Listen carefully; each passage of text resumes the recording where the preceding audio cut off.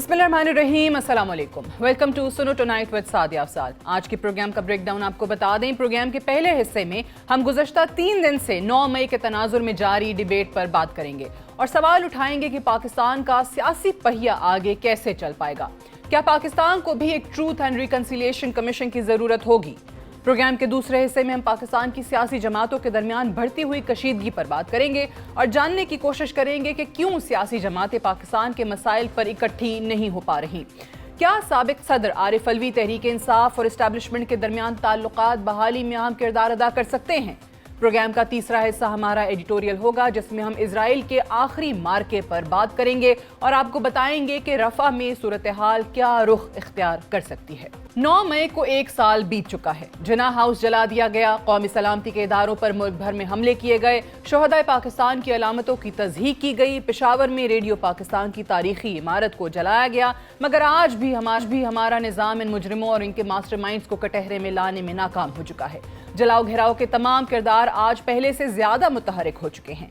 फिर से रियासत पाकिस्तान और कौमी सलामती के इदारों को निशाना बनाने में मसरूफ है। 1 साल गुजरने के बावजूद हालात में तब्दीली नहीं आ सकी। वही हालात और वही बयानात हमारी नजरों के सामने से गुजर रहे हैं।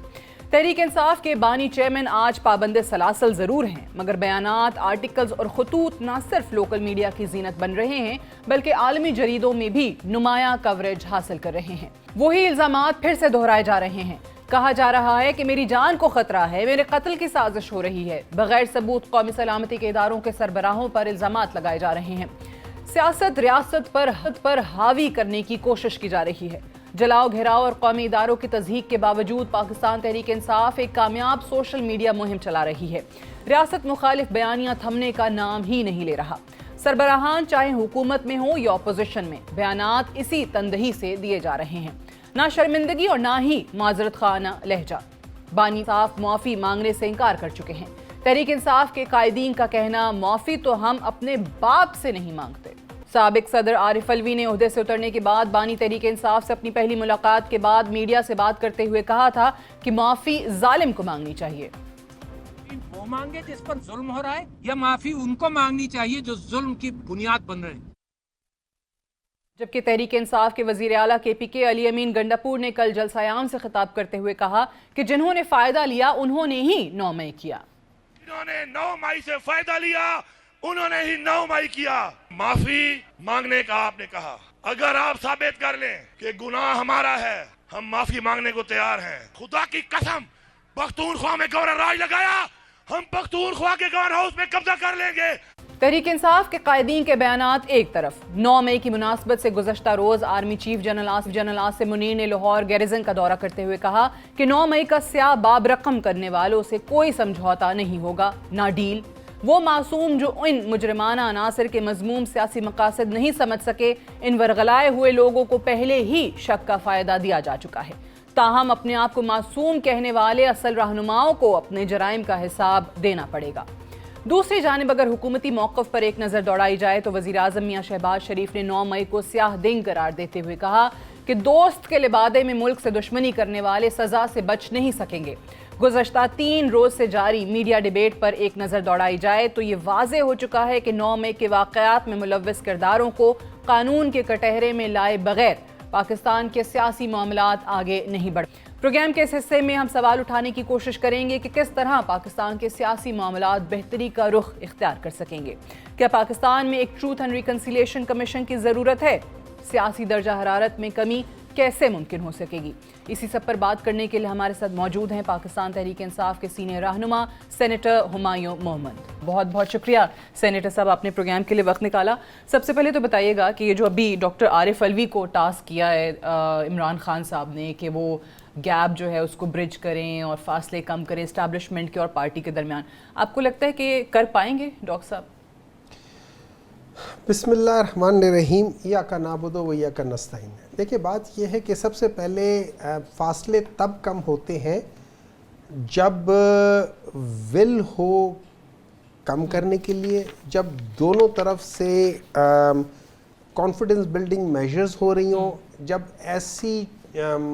ऐसी चीज़ें हो रही हों कि जिससे पता चले कि हाँ हमें निशाना या उसे निशाना नहीं बनाया जा रहा। ठीक है, اب اگر ہم دیکھ لیتے کہ جس طریقے سے یہ جو گورنمنٹ ایکٹ کر رہی ہے، فار ایگزامپل ابھی ہم لوگوں نے ایک ڈیمونسٹریشنز جب ہم کرتے ہیں، پاکستان تحریک انصاف کرتی ہے، تو پاکستان تحریک انصاف کو اجازت نہیں ملتی. پاکستان تحریک انصاف کو اس وقت پولیس آ کے ان کو اریسٹ کرتی ہے، آنسو گیس پھینکتی ہے، لاٹھی چارج کرتی ہے، اور یہ تھرو آؤٹ کر رہی ہوتی ہے. اچھا، دوسری طرف ہم دیکھتے ہیں جب مولانا فضل الرحمان یہ مانگتے ہیں تو ان کو بھی اجازت نہیں ملتی، لیکن جب وہ جلسہ کرتے ہیں تو کوئی ان کو کچھ نہیں کہتا. ٹھیک ہے، آپ لوگوں کو جلسے ولسے نہیں اور کرنے دیے ہمیں جا رہے. جلسے ان کو بھی اجازت نہیں ملی، ہمیں بھی اجازت نہیں، فیئر انف. لیکن جب وہ جاتے ہیں تو وہاں پہ کوئی ٹیئر گیس نہیں ہے، کوئی لاٹھی چارج نہیں ہے. لیکن جب ہم جاتے ہیں تو اریسٹ بھی ہے، ٹیئر گیس بھی ہے، لاٹھی چارج بھی ہے. جب ہم یہ دیکھ، اور خاص طور پہ وہ پولیٹیکل پارٹی جو کہ اپنے آپ کو ڈیموکریٹک کہتی ہے، جو کہتی ہے ہم نے پاکستان کی ڈیموکریسی کے لیے پتہ نہیں کیا کچھ نہیں کر دیا.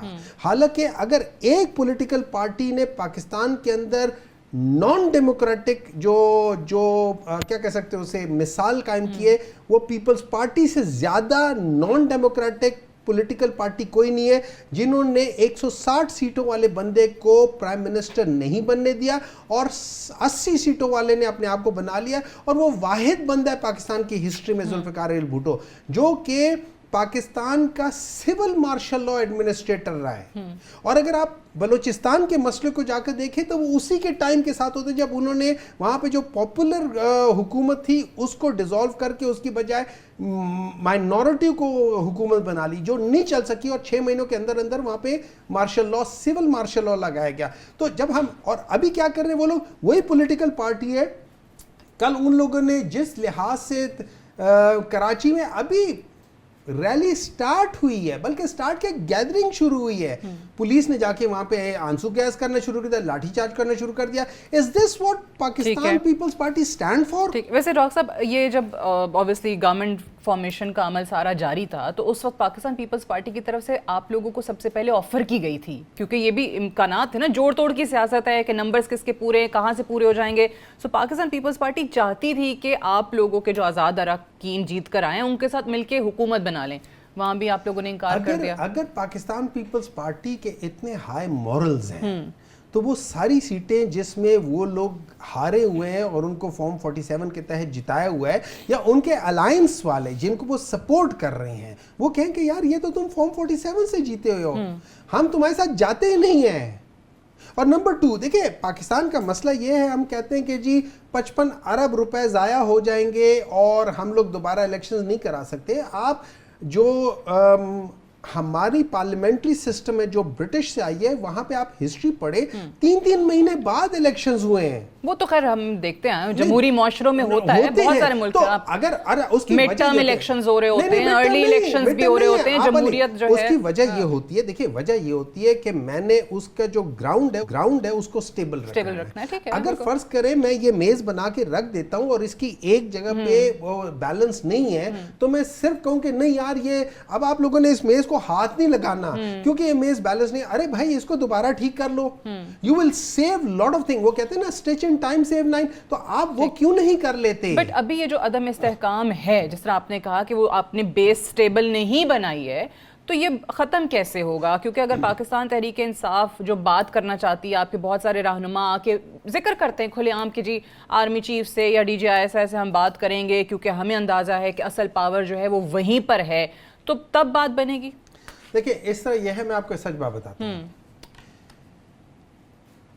جن لوگوں نے جو الیکشن کمیشن ہے جو اس میں ڈائریکٹلی انوالو تھے، پاکستان تحریک انصاف کو ان کا حق دینے سے جو روکنے کے لیے تھا، they were directly involved. ٹھیک ہے، انہوں نے جن کو دیا ہے وہ پاکستان مسلم لیگ نون ہے، MQM ہے اور پیپلز پارٹی ہے. ٹھیک ہے، اب اگر ان لوگوں کے اندر ہائی مورل گراؤنڈز ہوتے ہیں تو جیسے جماعت اسلامی کے امیر نے، ٹھیک ہے، ان لوگوں نے جس طریقے سے کہا کہ نہیں حالانکہ میرا نام ہے لیکن مجھے پتا ہے میں ہارا ہوا ہوں، جس طریقے سے باقی لوگوں نے کہا ان کو چاہیے تھا for the larger interest of the country یہ کر لیتے ہیں. اب سوال یہ ہے کہ کس سے بات کرنی چاہیے.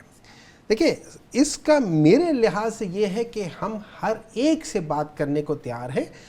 جو لوگ ڈیسیژن میکنگ کر سکتے ہیں. ٹھیک ہے, سیاسی جماعتوں سے نہیں بات کرنا چاہتے آپ لوگ, ہر ایک سے, کیونکہ آپ کے لوگ کھلے عام کہتے ہیں کہ ہم نے سیاستدانوں سے یا اس گورنمنٹ سے بات ہی نہیں کرنی ہے, انہوں نے ہمارا مینڈیٹ چوری کیا ہے, پلس ان کے پاس اختیار ہی نہیں ہے. دو چیزیں, جب آپ کہتے ہیں اس گورنمنٹ سے, میں گورنمنٹ سے اس لیے نہیں کرتا ہوں, ان گورنمنٹ کے پاس وہ مورل گراؤنڈ ہی نہیں ہے کہ یہ گورنمنٹ بنائے. سیاسی جماعت دوسری چیز ہے. اگر سیاسی جماعت آ جاتی ہے اور سیاسی جماعت ایز اے پولیٹیکل پارٹی ہمیں کہتی ہے کہ یار یہ بات ہے, شاید اور بات ہے, لیکن ابھی گورنمنٹ تو انہی کے پاس ہے. نہیں, گورنمنٹ جس کے پاس مرضی ہو, ٹھیک ہے, ہم بات کریں گے یا پولیٹیکل پارٹی سے یا وہ لوگ جن کے پاس اختیارات ہیں decision establishment, military establishment. Do you think اس میں کوئی ڈاؤٹ ہے کہ وہ بیچ میں انوالو نہیں ہے؟ نہیں, ان کے تو سٹیکس ہیں نا, وہ تو آپ کے خود لوگ بات کرتے ہیں. تو پھر جب ان کے سٹیکس ہیں, جب وہ جا کے پریس کانفرنس میں وہ سپریم کورٹ کی جگہ بھی وہ کہہ رہے ہیں کہ ان لوگوں کو سزا ملنی چاہیے, جب وہ الیکشن کمیشن کی جگہ وہ جا کے کہتے ہیں کہ جی اتنے پرسنٹ ان کو ووٹ ملے اور اتنے پرسنٹ ووٹ نہیں ملا, جب وہ حکومت کی طرف سے کہتے ہیں کہ یہ ساری چیزیں وہ ساری چیزیں, جب ہم یہ ساری چیزیں کر رہے ہوتے ہیں اور اسی کو کرتے ہیں, تو پھر we might as well talk to them نا. talk to them, ٹھیک ہے, لیکن بیچ میں اب ایک جو مسئلہ آ گیا نا, وہ 9th میں آ گیا, جو بون آف کنٹینشن ہے, وہ تو یہاں سے سارا معاملہ خراب ہو گیا. اب اس پہ وہ کہتے ہیں صدقے دل سے معافی مانگے. اب معافی مانگنے پہ آپ کے رہنما کہتے ہیں ہم کیوں مانگے, اسد کیسر کہتے ہیں ہم تو کسی کے باپ سے نہ معافی مانگے. نہیں, انہوں نے یہ نہیں کہا, انہوں نے کہا ہم اپنے باپ سے چلے اپنے باپ سے بھی نہیں معافی مانگتے, یوں کہہ دیں کسی کے باپ سے, اور ہم اپنے باپ سے کسی سے باپ سے کیوں معافی مانگوں میں, وہ کہتے ہیں کہ ہم اپنے باپ سے نہیں مانگتے. دیکھیں دو چیزیں ہیں, سب سے پہلے معافی مانگنا کوئی بری بات نہیں ہے, معافی مانگنے میں بڑائی ہے ایک, لیکن اگر میں نے کوئی غلط کام کیا ہو تو میں معافی مانگوں گا. اور عمران خان نے اوپنلی معافیاں مانگی ہیں, انہوں نے ایکسیپٹ کیا ہے کہ میں نے یہ غلط کیا, میں نے باجوہ کے ساتھ بات کر کے میں نے غلط کیا تھا, میں نے وہ جو ریفرنس بھیجا تھا وہ غلط کیا تھا, انہوں نے اپنی غلطیاں مانی ہیں.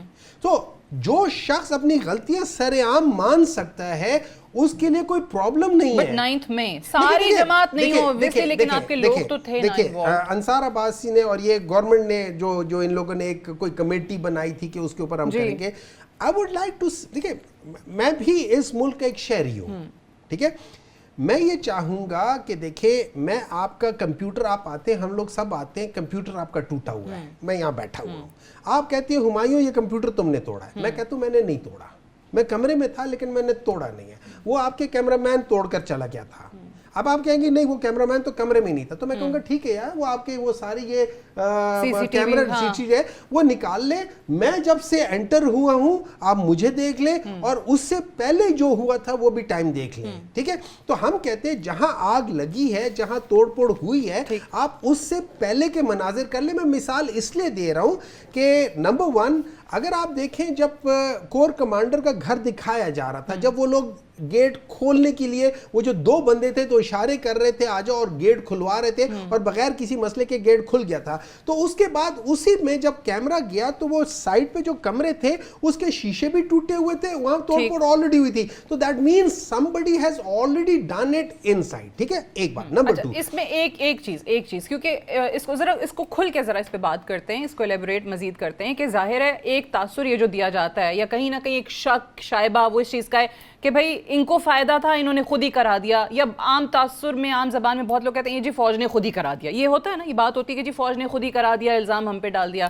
حسان نیازی خان صاحب کے بھانجے, ان کو فوج نے تو نہیں کہا تھا کہ کور کمانڈر کی پتلون نکال کے تو ویسٹ سائز بتائیں اور لہرائیں باہر آ کے گاڑی پہ چڑھ کے. دیکھیں میں یہ سمجھتا ہوں کہ irrespective of that وہ چیز کرنی ویسی غلط بات ہے, ویسی غلط بات ہے. ون مسٹ ناٹ کہ کسی کا وہ مذاق نہیں اڑانا چاہیے, کسی کا نہیں اڑانا چاہیے, ٹھیک ہے. اچھا, اب وہ اگر ہم اس ایک طرف چلے جاتے ہیں, کیا از دیٹ انف کہ آپ لوگ کہیں کہ یار یہ پورا ایک دہشت گرد تھا؟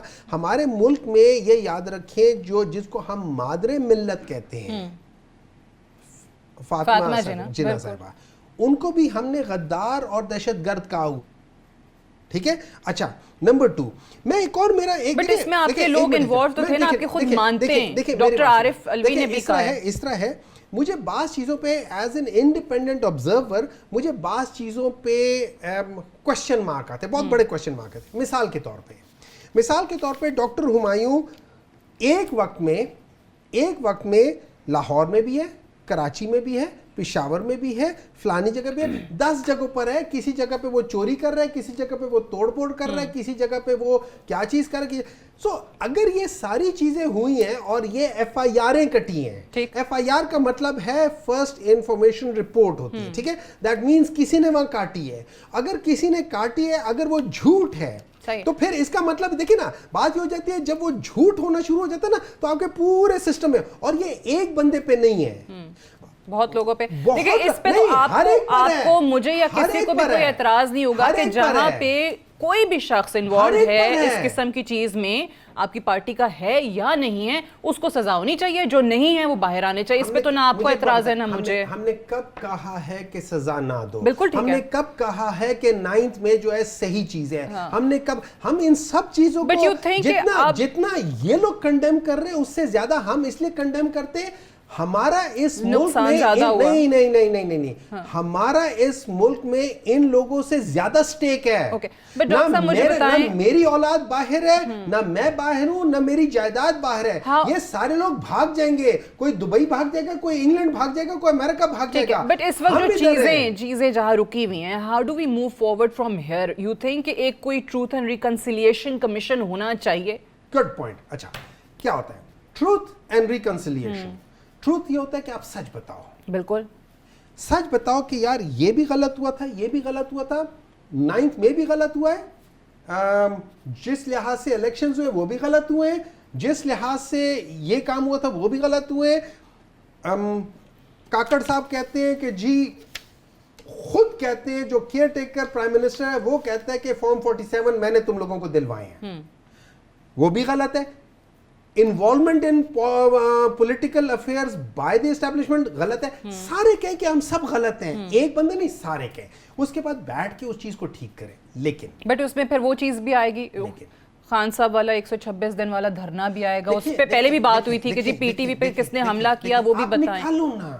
آپ نکال لو نا, اکراس دا بورڈ کریں, نکال لو نا, آپ نکال لو. ہم نے منع نہیں کیا, ہم کبھی منع نہیں کریں گے, لیکن وے فارورڈ کیا ہے؟ ایک تو ٹروتھ اینڈ ریکنسیلیشن. چلے آپ ٹروتھ اینڈ ریکنسیلیشن میں آپ لوگ کہتے ہو کہ یار میں نے اگر کہہ دیا کہ انوالومنٹ پالیٹکس میں یا فارم 47 تو شاید زیادہ ہو جائے گا. کوئی بات نہیں, آپ ایک کام کر لو نا, آپ نے جو ڈاکٹر ہمایوں پہ یا کسی پہ بھی, جو بھی, میں اپنا نام اس لیے لیتا ہوں کہ میں کسی کا نام لینا نہیں چاہتا, ٹھیک ہے, آپ نے لیٹس سے عمران خان پہ 200 کیسز ہیں, ٹھیک ہے, وہ ایک وقت میں 200 جگہوں پر تھا یا 100 جگہوں پہ تھا اور 100 اور کیسز ہیں. آپ یہ سارے جو 2 نمبر کیسز ہیں نا, یہ ان کو نارمل طریقے سے وداؤٹ وہ ان کو اپنے میرٹ پہ ان کے فیصلے ختم کرواؤ اور جلدی کراؤ. یہ جج کو چھٹی پر بھیج دینا, عدت جیسے گھٹیا کیس آپ کر رہے ہو, یہ ساری چیزیں ختم کرو. ایک چیز. نمبر 2, جن کو میں یہ نہیں کہتا ہوں آپ کیسز ختم کرو, میں یہ نہیں کہتا ہوں, میں کہتا ہوں کہ جن لوگوں کو بیل ملنی چاہیے ان کو بیل مل جائے, ٹھیک ہے. یہ یاد رکھیں, ان سب کے اوپر ایک ہی وقت کے 10 کیسز ہیں, تو اس کیس سے بیل ملتی ہے اسی ٹائم کے کسی اور جگہ پہ جا کے وہ کر دیتے ہیں. مطلب یہ عالیہ حمزہ اور وہ صنم جاوید, وہ بیچاری 2 لڑکیاں ہیں کہ وہ سپر وومن ہیں کہ 15 منٹ میں لاہور کے 5 پولیس سٹیشنز انہوں نے تباہ کیے ہیں. اس کے بعد وہاں سے وہ اڑی ہیں میاں والی میں, اور میاں والی میں جا کے انہوں نے کر دیا ہے. ان کو تو چاہیے, اس پہ تو کوئی دو رائے نہیں ہے کہ جن کے خلاف نہیں ہے کوئی شواہد ان کو باہر نکالیں. میں تو ایڈوائز دیتا ہوں کہ اس قسم کے جو خاتون ہیں ان کو تو آرمی میں ڈالو, لوگوں کو سمجھ ہی نہیں آئے گی کہ کہاں کا تباہیاں مار کے آ جائیں گی. Senator Humayun Muhammad, thank you very much for joining us on the show. We'll take a break here. Stay tuned. Welcome back. Programme کے اس حصے کا تعارف ہم کچھ سوالات اور ان کے جوابات کے ساتھ کرائیں گے. سب سے اہم سوال, کیا پاکستان کے سیاسی عدم استحکام میں کمی ہو سکے گی؟ جواب, مستقبل قریب میں ایسا ہوتا ہوا دکھائی نہیں دے رہا. سوال, کیا سیاسی جماعتوں کے مابین اہم امور پر مذاکرات کے عمل کا آغاز ہو سکتا ہے؟ اس کا جواب, مرکزی اپوزیشن جماعت پاکستان تحریک انصاف حکومتی اتحاد کے ساتھ مذاکرات کی خواہش مند نہیں. تحریک انصاف کا ماننا ہے کہ حکومتی اتحاد نے مبینہ طور پر ان کا مینڈیٹ چرایا ہے. سوال نمبر 3, کیا تحریک انصاف ملٹری اسٹیبلشمنٹ کے ساتھ مذاکرات کی خواہش مند ہے؟ جواب, جی. बानी तहरीक इंसाफ से लेकर दूसरे दर्जे की क़यादत भी मिलिट्री एस्टैब्लिशमेंट के साथ मुज़ाकरात की ख्वाहिशमंद है। सवाल, क्या मिलिट्री एस्टैब्लिशमेंट तहरीक इंसाफ की क़यादत से मुज़ाकरात चाहती है? जवाब, नहीं। आर्मी चीफ का कहना है कि 9 मई का स्याह बाब रकम करने वालों से कोई समझौता नहीं होगा। क्या बानी तहरीक इंसाफ के आलमी जरीदों को लिखे गए आर्टिकल्स और खतूत के जरिए मिलिट्री एस्टैब्लिशमेंट के साथ ताल्लुकात में बेहतरी हो सकती है? इसका जवाब कि नहीं। तहरीक इंसाफ के बानी रहनुमा का आलमी जरीदों में मौक़िफ़ किसी भी सतह पर मुज़ाकरात के अमल में सबसे बड़ी रुकावट गर्दाना जा रहा है। एक और सवाल, बानी तहरीक इंसाफ की हिदायत पर साबिक सदर आरिफ अलवी मिलिट्री एस्टैब्लिशमेंट से मुज़ाकरात के अमल का आगाज करेंगे। कभी बीवी के कत्ल के खदशात और कभी अपने कत्ल की साजिश में कौमी सलामती के इदारों के सरबराहान पर बराह रास्त इल्ज़ाम की मौजूदगी में किसी भी लेवल पर क्या मुज़ाकरात के अमल का आगाज हो सकेगा? ये वो अहम सवाल है जो आज हम अपने मेहमानों से जानने की कोशिश करेंगे और इसी पर बात करने के लिए हमारे साथ मौजूद हैं सीनियर तज्ज़ियाकार और सहाफ़ी मुज़म्मिल सोहरावर्दी और पीजे मीर। बहुत शुक्रिया आप दोनों का प्रोग्राम में आपने ज्वाइन किया। सवाल आप लोग सुन चुके हैं। पीजे मीर साहब बताइएगा, आपको लगता है कि जिस मुज़ाकरात की बात की जा रही है और शायद वही वाहिद रास्ता है इस पूरे सूरत हाल से निकलने के लिए, जो अदम इस्तेहकाम नज़र आ रहा है, जो चीज़ें डेडलॉक का शिकार नज़र आ रही हैं, लेकिन क्या इस सूरत हाल में मुज़ाकरात किसी भी सतह पर शुरू हो सकते हैं? होने चाहिए। ये डेडलॉक नहीं है, ये हेडलॉक्स हैं। इन हेडलॉक को हमने अनलॉक करना है और ये जो ईगोज हैं ऑन एवरी साइड, ये ईगोज को आपने नीचे बिठाना है और आगे, क्योंकि जब तक आप आप कह लो कि इस ईगोटिस्टिकल एटीट्यूड को आप नहीं छोड़ोगे तो नुकसान किसी का नहीं है, स्वाय अवाम का है। सो हमने इस चीज़ को एक बड़ी पिक्चर में देखना है, छोटी पिक्चर में नहीं देखना है। हम ये सारा मामला जितना भी सानिया हम देख रहे हैं, ये छोटी पिक्चर का एक सानिया है। बड़ी पिक्चर पे कोई ध्यान नहीं दे रहा, क्योंकि आपकी इकॉनमी बिल्कुल ड्विंडल कर रही है। कोशिश हो रही है इसको बेहतर बनाए, बिल्कुल अच्छी बात है, but at the end of the day वो स्टेबिलिटी नहीं है जो कि आपको एक इकोनॉमिक स्टेबिलिटी किसी मुल्क के लिए चाहिए। सो इस लिहाज से जब तक आपकी पॉलिटिकल प्लेटफॉर्म स्टेबल नहीं होगा, आप कभी भी आगे नहीं बढ़ सकेंगे। PTI, whether I like it or you like it or anybody likes it or not, at the end of the day ये एक पॉपुलर जमात है, आप नहीं इसे छीन सकते हो, सिंपल एज दैट। और अब आपने क्या करना है कि जब हम कहते हैं कि भाई दहशत गर्दों से बात नहीं, तो सादिया आपके पास फिगर्स होंगे, इनका कितने करोड़ वोट है इनका, मुझे बता दें आप। ये जितने भी करोड़ वोट हैं, तो आप मुझे बताएं कि ये सारे दहशतगर्द हैं? Of course not. ये तो वो लोग हैं जो एक्चुअल्स हैं, हमने एक्चुअल्स को पकड़ना है। उसमें तो माफी कहीं नहीं है किनकी, कोई माफी नहीं, एब्सोल्युटली नॉट। लेकिन क्वेश्चन इज, आप सारी पार्टी को तो एंटेगनाइज नहीं कर सकते ना। आप सारों को, पाकिस्तानियों को तो नहीं कह सकती ये दहशतगर्द है, कि पीटीआई कंप्लीटली दहशतगर्द है। You can't say that. हाँ, सेक्शंस होते हैं कि ये हमने पीएमएलएन के लोग देखे, इन्होंने क्या किया, तो क्या सारी पीएमएलएन खराब है? या पीपल्स जो बात करते हैं क्या सारी पीपल पार्टी खराब है? नो, चंद लोग होते हैं जिनको हमने स्क्रीन आउट करना है और उनको हमने साइडलाइन करके, and we have to get on with this political structure. और ये स्ट्रक्चर उस वक्त तकड़ा होगा जब ये आपस में बैठ के बात करेंगे। बिल्कुल ठीक है। और वो उस पे भी आते हैं, बातचीत वाले मामले पे भी आते हैं, लेकिन आपने जैसे कहा कि लार्जर पिक्चर देखने की ज़रूरत है, और ये बात बिल्कुल सही है कि पूरी जमात को आप दहशतगर्द करार नहीं दे सकते। उसमें अनासर होते हैं, उसमें ऐसे लोग होते हैं, और जिनको सज़ाएं दिए बगैर मामला आगे नहीं बढ़ेगा, उनको आपने बिल्कुल अलग करना है और सज़ाएं भी देनी है जो इसमें मुलव्विस रहे। अब ईगोज़ पे आ जाइए मुज़म्मिल साहब, मुझे बताइए कि ईगोज़ पर नीचे क्यों नहीं आ रही, मुल्क की मफाद में ही क्यों नहीं आ रही? अभी अवाम भी देखते हैं कि जी पता नहीं गवर्नमेंट कब तक चलेगी, कब तक नहीं चलेगी, एहतजाज है, तहरीक है, पाकिस्तान तहरीक इंसाफ, दीगर जमातें शामिल होंगी, कब ये हुकूमत का तख्ता उलट दें। सो एक स्टेबिलिटी तो नहीं आ पा रही। गो के हुकूमत बन गई है, लेकिन उसके बावजूद भी मामला वही का वही है।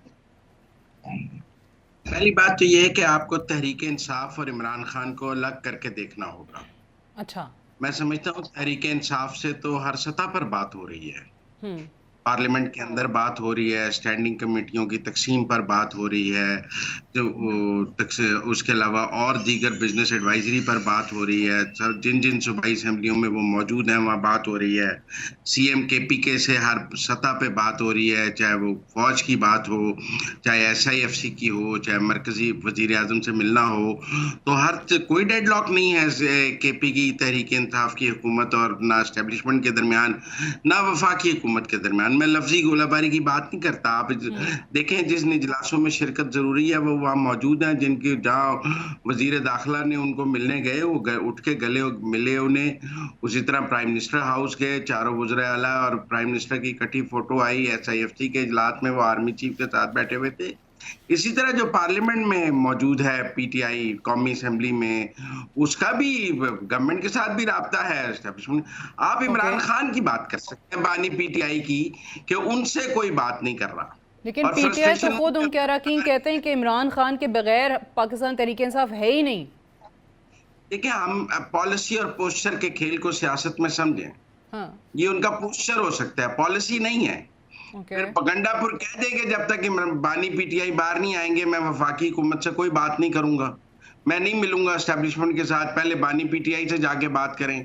پھر بیرسٹر گوہر اسد کیسر حکومت کو کہہ دیں کہ ہم کوئی پارلیمنٹ کو کمپلیٹ نہیں ہونے دیں گے، اسٹینڈنگ کمیٹیوں کی کوئی بندر بانڈ آپ کے ساتھ نہیں رکھیں گے، ہم نہیں آپ کے ساتھ بات کریں گے، ہم آپ جب تک آپ بانی پی ٹی آئی کو نہیں لے کر آئیں گے پارلیمان میں۔ پھر وہ شرطیں رکھ دینا۔ جب ہر کام پر مذاکرات اور بات چیت جاری ہے تو پالیسی کو دیکھیں۔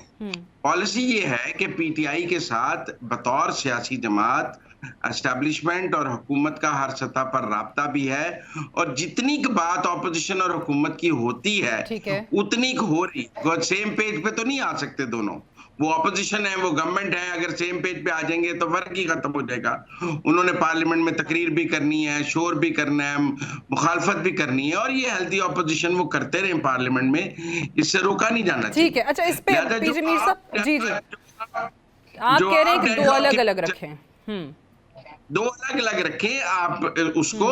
یہ درست ہے کہ اڈیالہ کے قیدی نمبر 804 سے کوئی بات کرنے کو تیار نہیں ہے، پی ٹی آئی سے بات کرنے کو تیار ہیں، لیکن بانی تحریک انصاف سے بات کرنے کو تیار نہیں۔ آپ کہہ رہے ہیں ان کو دونوں کو الگ کریں۔ مجھے بتائیے گا میر صاحب، ایک اور چیز جس پہ پاکستان تحریک انصاف بہت کلیئرٹی سے کئی بار کہہ چکی ہے کہ جی یہ جو سیاسی جماعتیں نا ان سے بات چیت نہیں ہو سکتی ہے کیونکہ ان کے پاس اختیار ہی نہیں ہے۔ کل انفیکٹ عمر ایوب نے بھی یہی کہا کہ خان صاحب نے ٹاسک دیا ہے عارف الوی کو کہ وہ اسٹیبلشمنٹ سے بات کریں۔ پھر شہریار آفریدی کا بیان کہ ہم بات کریں گے تو آرمی چیف سے کریں گے، ڈی جی آئی ایس آئی سے کریں گے، اس کے علاوہ کسی سے نہیں کریں گے۔ سو یو تھنک کہ یہ سیاست کے اندر صحیح ایک اپروچ ہے یا واقعی ان کو سیاسی جماعتوں کے ساتھ بیٹھنا چاہیے؟ دیکھیں اگر تو آپ کہہ رہے ہیں کہ یونیلیٹرل رول کرنا ہے اور ڈکٹیٹوریل رول کرنا ہے تو پھر آپ فوج سے بات کریں۔ اگر تو آپ نے ڈیموکریسی جس کے آپ نعرے لگاتے ہیں تو پھر آپ ڈیموکریٹس اور جو دوسری ڈیموکریٹک پارٹیز ہیں آپ ان سے بات کریں۔ یہاں تو آپ نے فائن لائن ڈیفائن کرنی ہے۔ تو جہاں تک دیکھو عمران کا تعلق ہے، Imran is P T I, Nawaz Sharif is P M L N, Zardari is P P P. ان کے علاوہ کوئی پارٹی جو ہے کوئی ممبر ہلے گا؟ بالکل نہیں ہلے گا۔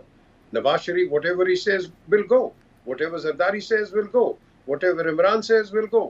سو بات عمران کے ساتھ امننٹ ہے۔ آپ نے اب عمران کو کیا کرنا ہے؟ اس کو ریسیٹ کرنا ہے، اس کو کوئی کاؤنسلنگ کرے، اس کو کوئی بتائے بٹھائے کہ لون رینجرز کام نہیں کر سکتے ہیں کسی پولیٹیکل فورم کے اوپر، آپ ہمیشہ مل کے کام کرتے ہیں، یہ دوسرے کو دشمن نہیں ہے پاکستان کے، یہ بھی اتنے پاکستانی ہیں اور محب الوطن ہیں جتنے آپ ہیں اور آپ کے سپورٹرز ہیں، we're all the same۔ آپ نے اس لائن کو پکڑنا ہے۔ اب جو فارمر پریزیڈنٹ اگر بات کریں گے وہ کیا کریں گے؟ ان دونوں کو بٹھائیں گے، آپ آرمی چیف کو بٹھائیں گے، عمران کو بٹھائیں گے، آپ بات کر لیں گے۔ لیکن اگر یہ بات ہوتی ہے، اللہ کرے یہ بات ہو، بٹ میر صاحب ابھی آپ جو کہہ رہے ہیں ابھی تو اس کی الٹی صورتحال ہو رہی ہے کہ کوئی شخص جو ہے وہ اڈیالہ جیل جاتا ہے خان صاحب سے ملنے، اس سے پہلے وہ بڑی مذاکرات کی بات کر رہا ہوتا ہے، وہ ٹیبل پہ بیٹھنے کی بات کر رہا ہوتا ہے، وہ ریکنسیلیشن کی بات کر رہا ہوتا ہے۔ جب وہ ان سے ملاقات کر کے باہر نکلتا ہے تو وہ کہتا ہے کسی سے کوئی بات نہیں ہوگی۔ وہ بالکل الٹا سٹیٹمنٹ آ جاتا ہے وہاں پہ۔ سادیہ یہ ایک بہت بڑا کانٹرڈکشن ہے۔ اس کانٹرڈکشن کو اگر کسی نے ریکٹیفائی یا کلیریفائی کرنا ہے وہ صرف عمران خان ہے۔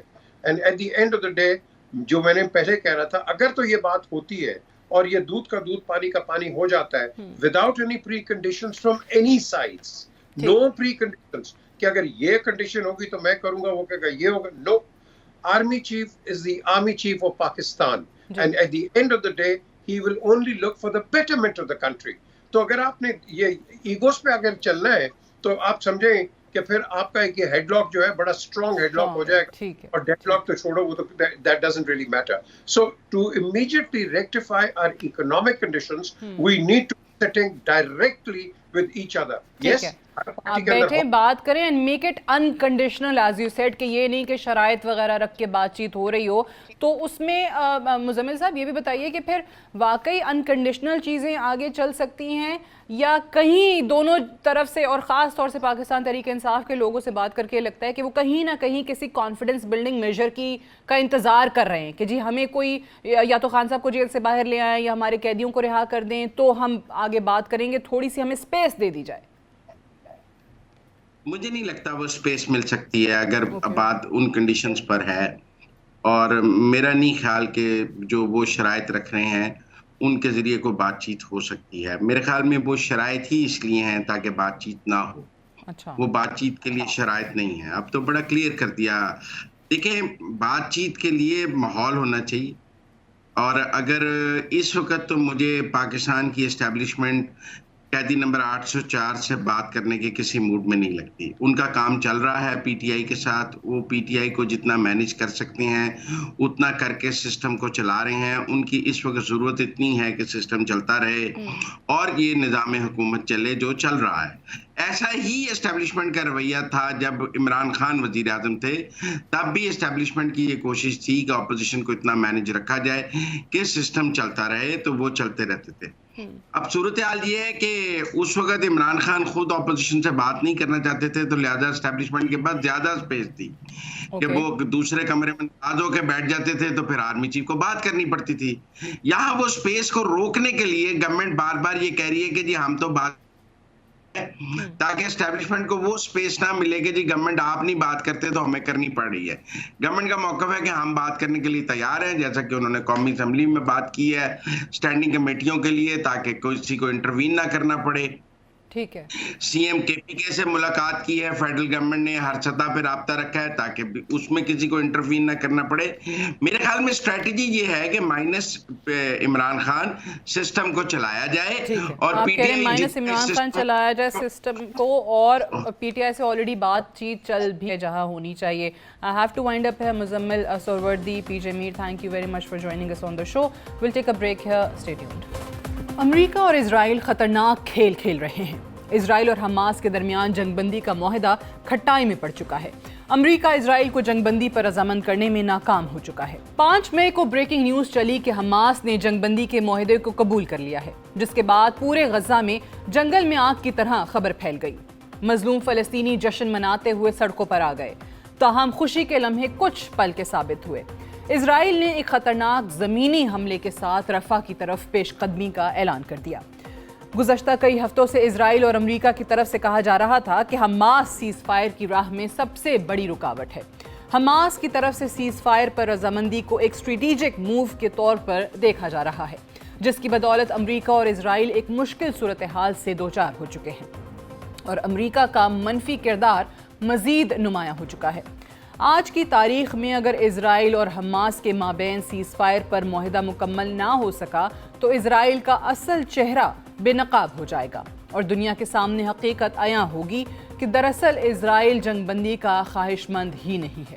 جبکہ امریکی کردار کی بات کی جائے تو گزشتہ کئی ماہ سے امریکی حکومت کی طرف سے کہا جا رہا ہے کہ وہ اسرائیل اور حماس کے درمیان ڈیل کی کوشش کر رہا ہے, مگر موجودہ حالات میں امریکہ کا کردار ایک بددیانت بروکر سے زیادہ نہیں ہے.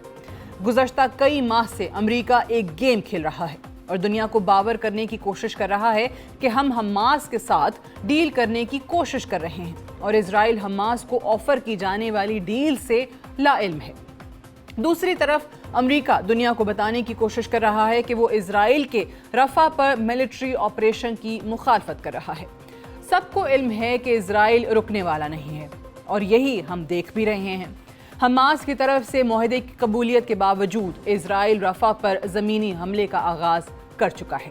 اسرائیل نے معاہدے کو مسترد کرتے ہوئے واضح کیا ہے کہ وہ معاہدے میں شامل کی جانے والی نئی شرائط سے لا علم ہے، جبکہ میڈیا رپورٹس کے مطابق امریکی انٹیلیجنس ایجنسی CIA کے سربراہ بل برنز بھی براہ راست مذاکرات کا حصہ تھے اور وہی اسرائیلی مشن کو بریفنگ دے رہے تھے۔ امریکی صدر جو بائیڈن کی موجودگی میں کوئی بھی ایسی ڈیل ممکن نہیں ہو سکتی جو اسرائیل کو ناگوار گزرے۔ امریکی انتظامیہ کی بات کی جائے تو اسرائیلی آپریشن کے آغاز کے بعد بائیڈن انتظامیہ کی طرف سے صورتحال کو دبانے کی کوشش کی جا رہی ہے۔ امریکی نیشنل سیکیورٹی ایڈوائزر جان کربی کا کہنا ہے کہ اسرائیل نے فل سکیل آپریشن کا آغاز نہیں کیا بلکہ ایک محدود فوجی کارروائی کی ہے، جس سے صاف ظاہر ہے کہ امریکہ اسرائیلی ملٹری اسٹریٹجی سے مکمل طور پر باخبر ہے۔ غزہ میں آپریشن کے آغاز سے امریکہ کی طرف سے کہا جا رہا تھا کہ محدود آپریشن کیا جائے گا اور کسی صورت خان یونس اور رفح تک نہیں پھیلے گا، البتہ ایسا نہ ہو سکا۔ آج اسرائیل رفح پر آپریشن شروع کر چکا ہے۔ رفح کی صورتحال تشویشناک ہو چکی ہے۔ مصر اور غزہ کی بارڈر کراسنگ پر اسرائیلی افواج کے قابض ہونے پر بھی امریکہ کی طرف سے خاموشی اختیار کی گئی، جس سے واضح ہے کہ امریکی منظوری اور آشیرواد سے اسرائیلی افواج پیش قدمی کر رہی ہیں۔ بارڈر کراسنگ اسرائیل کے کنٹرول میں جانے کے بعد غزہ میں ایک خوف و ہراس کی صورتحال پیدا ہو چکی ہے۔ لوگ گھبرائے ہوئے ہیں کیونکہ رفح میں اس وقت خوراک کی شدید قلت ہے۔ بارڈر کراسنگ بند ہونے کی صورت میں پہلے سے دستیاب امداد کا راستہ بھی رک جائے گا۔ رفح بارڈر کراسنگ اسرائیلی افواج کے ہاتھ جانے کے بعد مصر کے اسرائیل اور امریکہ کے ساتھ تعلقات کشیدگی کا شکار ہو چکے ہیں۔ گزشتہ کئی ماہ سے مصری حکومت کی طرف سے اسرائیل کو خبردار کیا جا رہا تھا کہ کسی صورت بارڈر کراسنگ پر اسرائیلی فوج کا کنٹرول برداشت نہیں کیا جائے گا۔ 1979 میں اسرائیل اور مصر کے درمیان ہونے والے کیمپ ڈیوڈ اکارڈز کے مطابق بارڈر کراسنگ کو ڈی ملٹرائزڈ رکھا جائے گا۔ اسرائیل اور مصر کے درمیان کیمپ ڈیوڈ امن معاہدہ 1979 میں امریکہ کی ثالثی اور ضمانت کے بعد ہوا تھا۔ رفح پر اسرائیلی کارروائی کے آغاز کے بعد ایک بڑے لیول کے جانی نقصان کا اندیشہ ظاہر کیا جا رہا ہے، جبکہ رفح بارڈر کراسنگ اگر مستقل طور پر بندش کا شکار رہی تو رفح میں خوراک کی فراہمی بھی رک جائے گی۔ آج رفح میں مقیم 1.5 ملین فلسطینی بے یار و مددگار ہو چکے ہیں۔ نہ آگے جانے کا راستہ اور نہ ہی مشرقی غزہ کی طرف واپسی ممکن۔ آگے موت اور پیچھے بھی موت، نہ کوئی روکنے والا، نہ کوئی آواز اٹھانے والا۔ That's all for tonight. Good night and Allah Hafiz.